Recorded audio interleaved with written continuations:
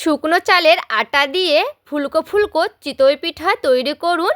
এই পদ্ধতিতে তৈরি করলে পারফেক্ট চিতই পিঠে কিন্তু তৈরি হয়ে যাবে আর পুরো কিন্তু জালিযুক্ত ও ছিদ্রযুক্ত হবে।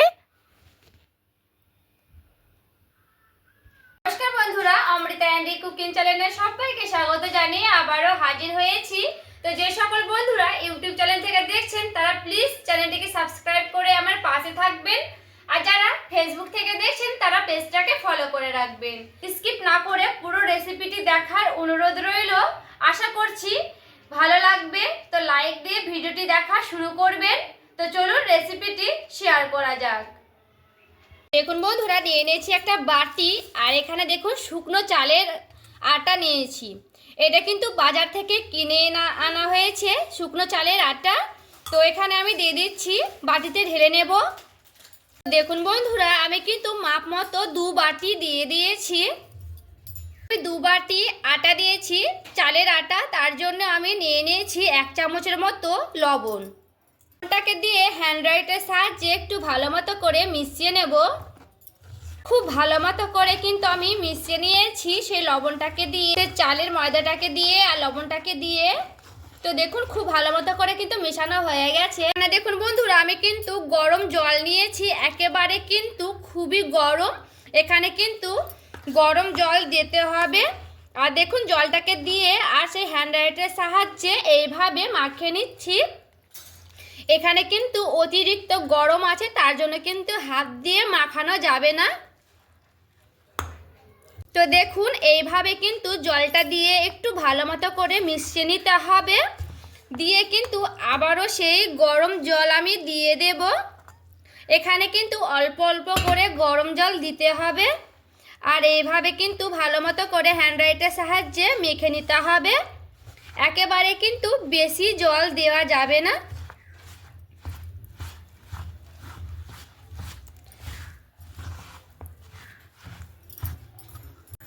আর দেখুন এইভাবে কিন্তু খুব ভালো মতো করে মাখিয়ে নিয়েছি। এখানে কিন্তু আর জল লাগবে না, দেখে কিন্তু বুঝতেই পারছেন অনেকটা নরম হয়ে এসেছে। এবার হ্যান্ড রাইটার থেকে চালের গুঁড়িগুলোকে বের করে নিচ্ছি। চালের গুঁড়িটা কিন্তু বের করে নিয়েছি। তো এবার আমি হাত দিয়ে খুব ভালো মতো করে এইভাবে মাখিয়ে নেব। এটা কিন্তু হাত দিয়ে মাখাতে পারলে খুবই ভালো হবে। হাত দিয়ে কিন্তু মাখানোর চেষ্টা করবেন, কারণ হাত দিয়ে মাখলেই বেশি ভালো হবে। সেই পিঠেটা ফুলকো ফুলকো জালিযুক্ত হবে। তো খুব ভালো মতো করে এইভাবে কিন্তু প্রায় 10 মিনিটের মতো মাখিয়ে নিতে হবে। এখানে কিন্তু আমি 10 মিনিটের মতো মাখিয়ে নেব। আর দেখুন বন্ধুরা, প্রায় 10 মিনিট কিন্তু আমি এইভাবে হাতে করে খুব ভালো মতো করে মাখিয়ে নিয়েছি। দেখবেন মাখাতে মাখাতে একেবারে কিন্তু এইভাবে নরম হয়ে আসবে, তাহলে কিন্তু খুবই ভালো মতো করে কিন্তু হয়ে যাবে। এখানে কিন্তু হাত দিয়ে প্রায় 10 মিনিটের মতো করে মাখার চেষ্টা করবেন। দেখুন এইভাবে কিন্তু মাখালে একটু কষ্ট হবে, কিন্তু মাখালে বেশি জালিযুক্ত ফুলকো ফুলকো হবে চিতই পিঠাটা। তো কিন্তু আমি এইভাবে খুব ভালো মতো করে 10 মিনিট মাখিয়ে নিয়েছি। দেখুন আবারও আমি দিয়ে দিচ্ছি গরম জল। আর এখানে কিন্তু যতবার জল দিতে হবে তত কিন্তু গরম জলই দিতে হবে বন্ধুরা। এখানে কিন্তু ঠান্ডা জল দেওয়া যাবে না, গরম জল দিয়ে কিন্তু খুব ভালো মতো করে মাখিয়ে নিতে হবে। আর একসঙ্গে কিন্তু দেওয়া যাবে না, অল্প অল্প করে কিন্তু দিয়ে দিতে হবে গরম জলটা। তো দেখুন এইভাবে কিন্তু আমি হাত দিয়ে করে নিচ্ছি। আপনারা চাইলে কিন্তু হ্যান্ড রাইটের সাহায্যে বা মিক্সিং বলে করে নিতেও পারেন, কিন্তু হাত দিয়ে বেশি ভালো হবে। তার জন্য কিন্তু হাত দিয়ে আমি কিন্তু ভালো মতো করে মাখিয়ে নিচ্ছি। তো দেখুন এই পর্যায়ে কিন্তু আমার আরও একটু জল লাগবে, তার জন্য কিন্তু আমি আবারও জল দিয়ে দিচ্ছি অল্প করে। আর দেখুন আমি কিন্তু আবার জল দিয়ে প্রায় আবারও 10 মিনিটের মতো খুব ভালো মতো করে মাখিয়ে নেব। তো এইভাবে কিন্তু 10 মিনিট থেকে 15 মিনিটের মতো করে যদি মাখিয়ে নিতে পারেন তাহলে তো আরও ভালো হবে। পিঠেগুলো আরও ফুলকো ফুলকো ও জালিযুক্ত হবে। তো দেখুন বন্ধুরা আমি কিভাবে মাখছি। তো এইভাবে কিন্তু খুব ভালো মতো করে মাখিয়ে নিতে হবে। দেখুন আমি কিন্তু এইভাবে ঘুরিয়ে ঘুরিয়ে খুব ভালো মতো করে একটু ফেটিয়ে নেব। দেখুন প্রায় আমি 10 মিনিটের মতো করে কিন্তু এইভাবে আবারও মাখিয়ে নিচ্ছি।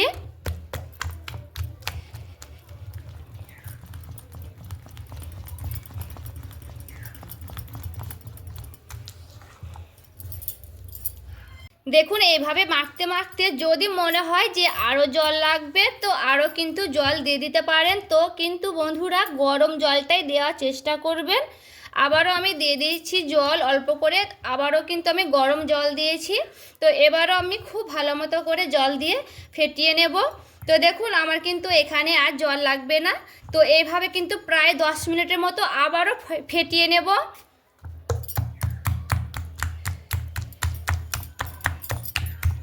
আর দেখুন বন্ধুরা প্রায় আমি 15 মিনিটের মতো এইভাবে ফেটিয়ে নিয়েছি। আর দেখুন কি সুন্দর একেবারে মোলায়েম হয়েছে, দেখে কিন্তু বুঝতে পারবেন। দেখুন একবার একেবারে কিন্তু চালের গুঁড়িটা মিক্স হয়ে গেছে। একটু কষ্ট হলো 15 থেকে 20 মিনিটের মতো করে ফেটিয়ে নিতে হবে বন্ধুরা। আর ওইদিকে প্রায় 10 মিনিটের মতো করে কিন্তু আমি গরম জল দিয়ে মাখিয়ে নিয়েছিলাম। তো এইদিকে 15-20 মিনিট আর ওইদিকে প্রায় 10 মিনিটের মতো করে খুব ভালো মতো করে কিন্তু ফেটিয়ে নিতে হবে।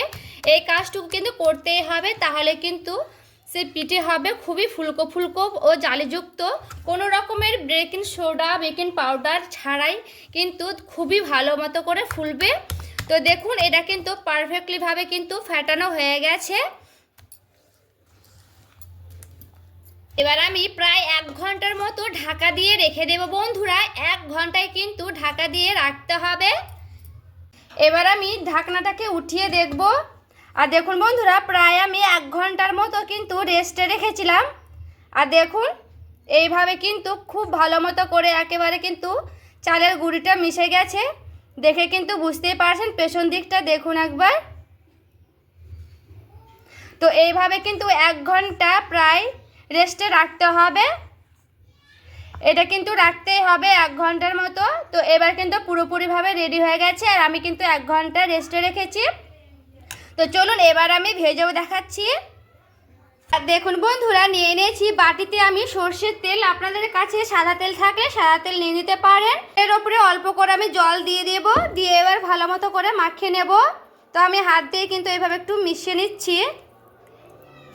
তো দেখুন বন্ধুরা এখানে আমি একটা সরা বসিয়েছি। তো এই সরাতে আমি আরও 2বার কিন্তু চিতই পিঠা তৈরি করেছিলাম। তো দেখুন এখানে আমি তেলটা ভালো মতো করে ব্রাশ করে 2 হাতার মতো সেই ব্যাটারগুলো দিয়ে দিয়েছি। আর সেই ছাঁচ দিয়ে এখানে আমি ঢাকনা দিয়ে ঢেকে দিলাম। ওপর থেকে আমি দিয়ে দেব জল, বুলিয়ে দেব। দেখুন 2 মুঠো মতো জল দিয়ে দিচ্ছি। এবার আমি কিন্তু প্রায় 1 মিনিটের মতো রেখে দেব। তো 1 মিনিট পর আমি ফিরে এলাম। তো দেখুন বন্ধুরা কি সুন্দর কিন্তু ফুলে গেছে। একবার দেখুন কি সুন্দর কিন্তু একেবারে কিন্তু ফুলকো ফুলকো হয়ে গেছে, দেখে কিন্তু বুঝতেই পারছেন। তো এইভাবে কিন্তু আমি উঠিয়ে নেব।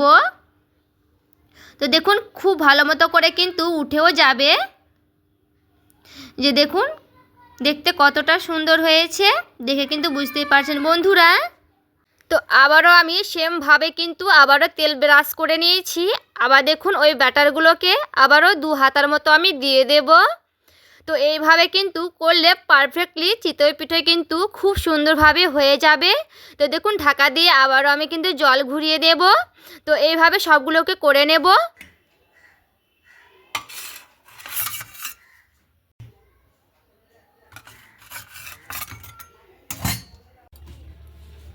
আর দেখুন বন্ধুরা সবগুলোই চিতই পিঠা কিন্তু খুব ভালোভাবে কিন্তু ফুলে গেছে ডুমো ডুমো হয়ে। দেখুন আর দেখুন বন্ধুরা সবগুলোই কিন্তু খুবই সুন্দর জালিযুক্ত হয়েছে, দেখে কিন্তু বুঝতেই পারছেন। আর দেখুন কি সুন্দর কিন্তু ফুলকো ফুলকো হয়েছে। এই যে দেখুন কি সুন্দর কিন্তু ফুলেছে। আমি একটা ফেটেও দেখাচ্ছি। দেখুন এই যে দেখুন বন্ধুরা কি সুন্দর কিন্তু জালিযুক্ত হয়েছে, ভেতর থেকে একেবারে কিন্তু দুধ ঢুকে যাবে এইভাবে করলে। এই যে দেখুন পারফেক্টলি কিন্তু চিতই পিঠে হয়ে গেছে। তো বন্ধুরা আজকে আমার এই চিতই পিঠেটা কেমন লেগেছে আপনাদের অবশ্যই আমায় কমেন্ট করে জানাতে ভুলবেন না। দেখুন বন্ধুরা, এখানে আমি মতো দুধ নিয়েছি আর দুধটাকে খুব ভালো মতো করে কিন্তু ফুটিয়ে নিতে হবে একেবারে কিন্তু। তো দেখুন এখানে কিন্তু অনবরত আমি দুধটাকে মানে নাড়তে থাকছি। এখানে দেখুন বন্ধুরা, আমি কিন্তু চিনি নিয়েছি, আপনাদের যেমন মিষ্টি পছন্দ তেমন কিন্তু মিষ্টি দিয়ে দিতে পারেন। এখানে আমি কিন্তু মাপ মতো চিনিটা দিয়ে দেব।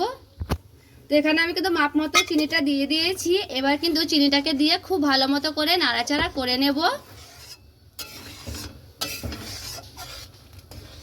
দেখুন আমি কিন্তু চিতই পিঠাগুলোকে এইভাবে ছেড়ে দেব। তো সবগুলোকে কিন্তু আমি ছেড়ে দিচ্ছি, তারপরে আবারও ফিরে আসছি। আর দেখুন বন্ধুরা, আমি কিন্তু এখানে খেজুর গুড় দিয়েছি। তো খেজুর গুড়টা দেওয়ানো কিন্তু দেখানো হয়নি,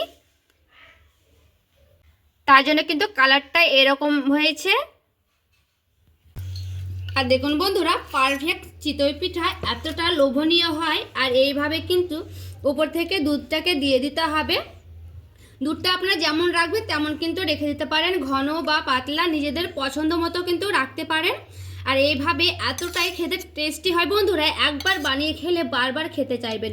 আর দেখুন একবার কতটা পারফেক্ট হয়েছে। আর দেখুন একেবারে কিন্তু চিতই পিঠাতে দুধ ঢুকে যাবে আর খেতেও কিন্তু দারুণ লাগবে। এখন ভেতর থেকে কতটা পারফেক্ট জালি জালি যুক্ত হয়েছে, এইভাবে কিন্তু হবে, তাহলে কিন্তু দুধটা পুরোপুরিভাবে ঢুকবে, খেতেও কিন্তু দারুণ লাগবে। তো আজকের এই চিতই পিঠার রেসিপিটি কেমন লেগেছে বন্ধুরা আপনাদের? ভালো লেগে থাকলে প্লিজ একটি লাইক করবেন আর চ্যানেলটাকে সাবস্ক্রাইব করে আমার পাশে থেকে যাবেন। তো দেখা হচ্ছে আরও একটি রেসিপির সঙ্গে। সবাই ভালো থাকবেন, সুস্থ থাকবেন।